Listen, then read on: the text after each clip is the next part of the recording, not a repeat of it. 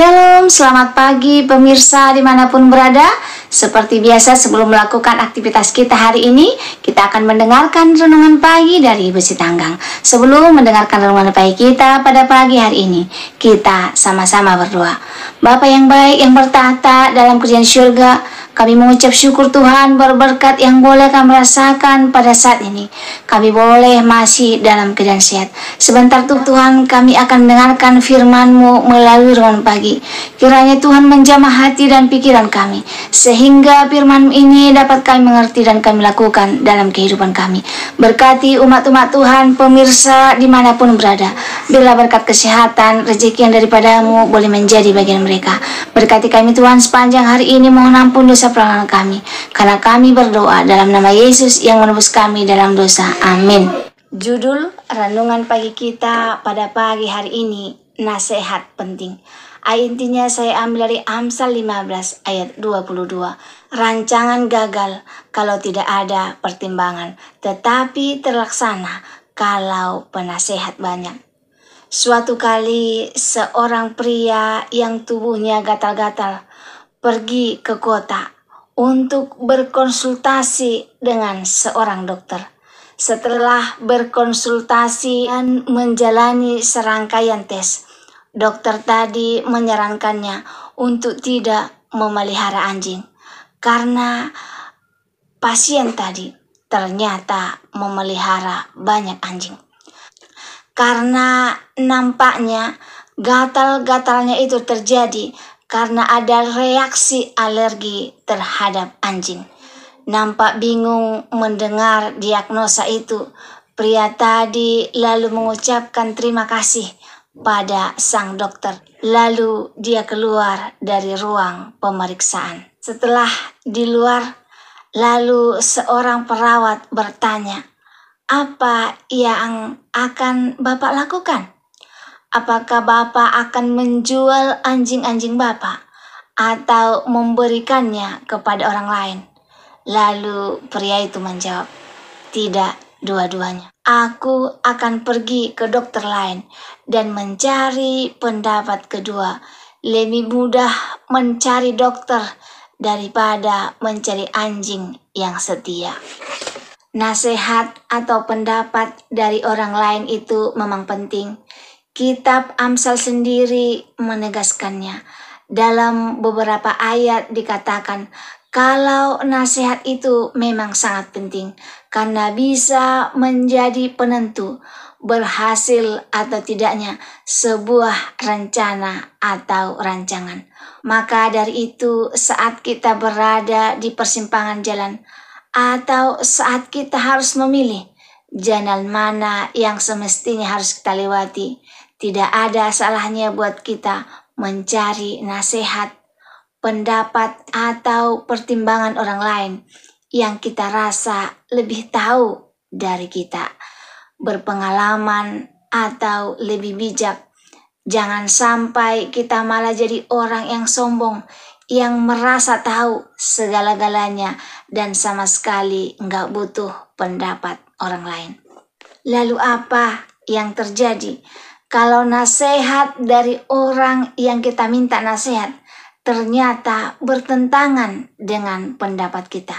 Misalnya dalam cerita di atas, apa yang harus pria itu lakukan jika ternyata pendapat kedua yang dicari ternyata sama dengan pendapat dokter yang pertama, dan itu artinya tidak sesuai dengan harapannya? Jangan sampai kita jadi seperti Rehabiam. Waktu itu memang meminta pendapat baik kepada tua-tua maupun kepada orang-orang muda sebayanya.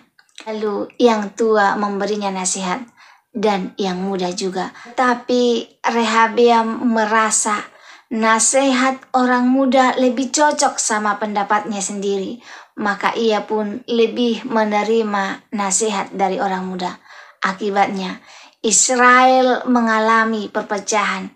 Untuk itu saudaraku, mari kita hati-hati saat kita menerima nasihat. Kita sedang mencari jalan terbaik, bukan mencari dukungan untuk menegaskan pilihan kita. Saudaraku, sepanjang hidup kita Kita pasti sudah seringkali mendengarkan berbagai nasihat, baik dari orang-orang di sekitar kita, maupun dari buku-buku, dari artikel-artikel yang kita baca.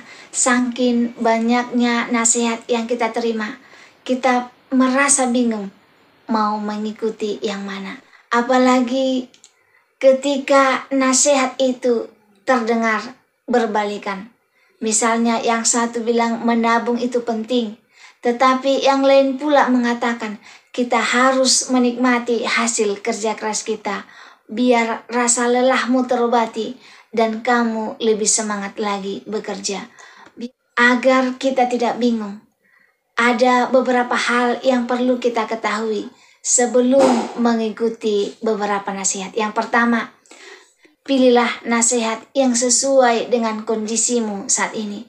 Misalnya dalam hal keuangan, kamu sudah tidak asing dengan nasihat untuk selalu menyisihkan penghasilanmu buat ditabung dan investasi. Kamu juga setuju bahwa menabung dan berinvestasi itu penting untuk masa depan. Tetapi penghasilanmu menurun, memaksa diri untuk tetap menabung dan berinvestasi bisa jadi malah mengantarmu pada utang atau kebutuhan pokokmu dan keluargamu tidak tercukupi.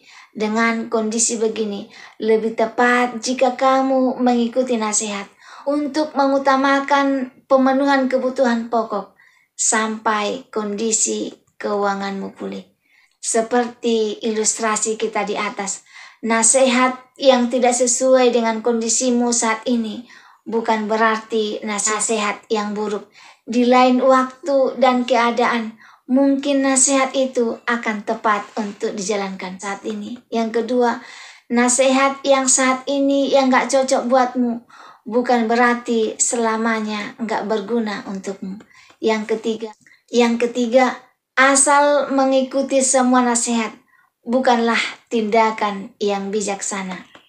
Yang keempat, seiring bertambahnya pengalaman hidup, kamu juga akan menasihati dirimu sendiri. Yang kelima, adillah sejak dalam pikiran dengan tidak membedakan siapa yang memberimu nasihat. Saudaraku, berhati-hatilah soal siapa yang memberimu nasihat. Semoga firman Tuhan pada pagi hari ini dapat menolong kita untuk dapat memilih nasihat yang baik dan meminta petunjuk dari Tuhan, sehingga nasihat yang kita dapat adalah yang terbaik. Jika saudara merasa terberkati dengan firman Tuhan pada pagi hari ini, saudara boleh share di sosial media kamu, Facebook, WhatsApp, Instagram, dan lain sebagainya, sehingga semakin banyak umat-umat Tuhan yang merasa terberkati. Sebelum mengakhiri firman Tuhan pada pagi hari ini, kita sama-sama berdoa. Bapa yang baik yang bertahta dalam kerajaan surga, terima kasih buat firman yang kami dengarkan pada pagi hari ini tentang pentingnya nasihat dalam kehidupan kami. Sebagai anak-anak Tuhan, kami sangat membutuhkan nasihat melalui orang-orang di sekeliling kami. Tuhan, bantu kami untuk memilih nasihat yang terbaik, yang sesuai dengan kebutuhan kami dan kemuliaan bagi nama Tuhan. Berkati kami dalam menjalankan kehidupan kami, sehingga kami mampu memilih yang terbaik sesuai dengan kehendak Tuhan. Berkati kami sepanjang hari ini, mohon ampun dosa pelanggan kami, karena kami berdoa dalam nama Yesus yang menebus kami dalam dosa. Amin. Terima kasih saudaraku telah mendengarkan firman Tuhan pada pagi hari ini. Sampai ketemu besok pagi. Terima kasih. Tuhan memberkati.